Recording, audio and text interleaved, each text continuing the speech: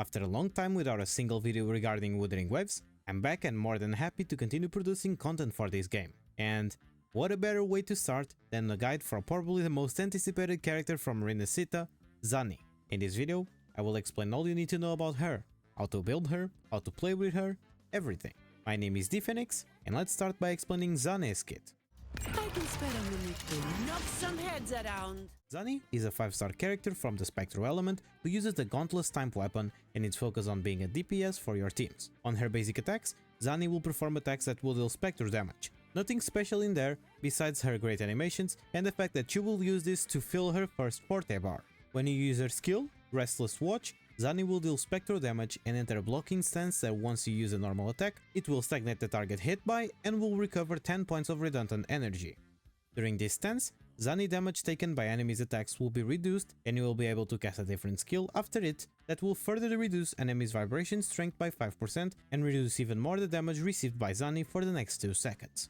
When Zani is not on Inferno mode and has a full redundant energy, her skill is replaced with Crisis Response Protocol, where if you hold her skill to enter the red instance, Zani will be immune to interruption and she will consume all redundant energy to deal Spectre damage. And casting any of her enhanced skills will inflict a stack of Helical Ember upon the target hit and recovers Blaze before entering Sunburst mode, where all the Spectral Frazzle damage dealt by Zani is amplified by 20%.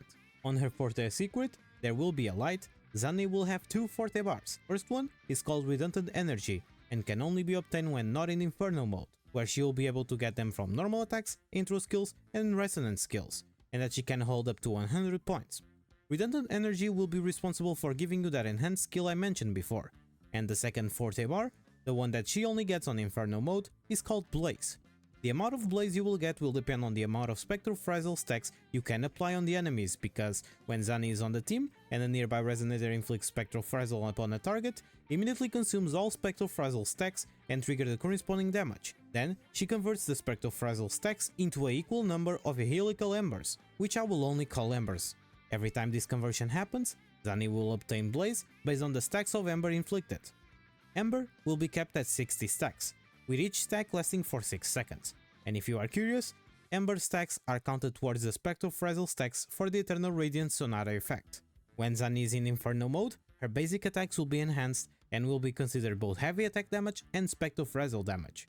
Keep in mind that all her attacks during Inferno mode will consume Blaze, and Blaze will be kept at 100 when not in Inferno mode and kept at 150 when on it. Casting her skill counters will grant 10 Blazes, and every stack of Ember converted from Spectral Frazzles grants 5 Blazes, and casting her Liberation will also give you 50 Blazes. So if you are wondering, the best case scenario here is to stack a lot of Spectral Frazzle stacks on the enemies and then enter the Inferno mode with Zani to guarantee that you will have a lot of attacks instead of one just simple string of attacks. On her Liberation, between dawn and dusk, Zani deals Spectral damage and will enter Inferno mode, increasing her max Blaze from 100 to 150 and granting 50 Blazes. Not only that, but during this mode, her basic attack multipliers are increased.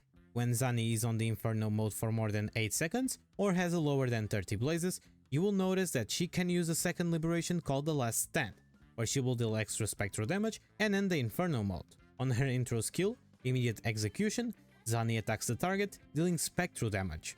And on her outro skill, Beacon of the Future, Zani deals Spectral damage equal to 150% of her attack and removes all stacks of Helical Ember inflicted on the target. Each stack increases the damage dealt by 10%. This damage is considered Spectral Frazzle damage, and the Spectral damage dealt by the other Resonators in the team to the target marked by Ember is amplified by 20% for 20 seconds. I can spare a minute to knock some heads around. With her minor fortes, Zani will gain a total of 8% crit rate and 12% attack. With her first inherent skill, Quick Response, casting intro skill gives 12% Spectral damage bonus for 14 seconds. And with her second inherent skill, Fear No Pain, when in red instance, all damage taken is reduced by 40%. Her talent priorities are the following: focus on your forte first, after that your Liberation, followed by your skill and basics, and for last your intro skill.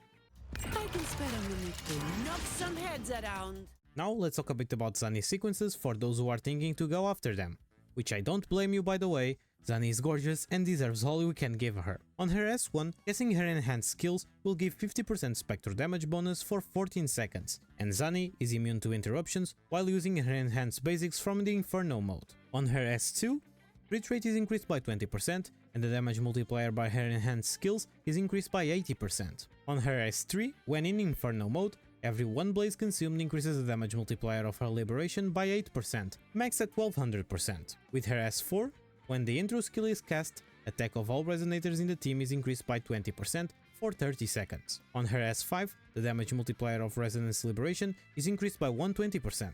And for last, on her S6, the damage multipliers of her enhanced basic attacks are increased by 40%, and Zani gains the following effects when in Inferno mode. When blaze is lower than 70, restore 70 blazes immediately, and this effect is triggered once in Inferno mode, and within 8 seconds after entering Inferno mode, Zani will remain standing with at least 1 HP if hit by a fatal blow.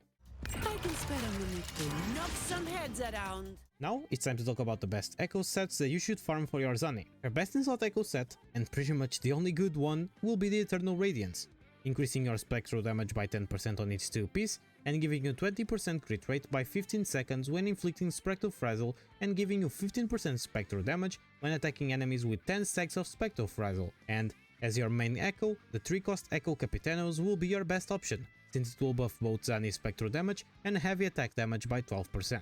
But if you are still farming for a good Capitanos, you can also use the 4-cost Echo Nightmare Morning Eggs. And while you are still trying to get a complete set for Zani, you can mix and match echo sets that provide spectral damage, with the Capitanos as your main echo.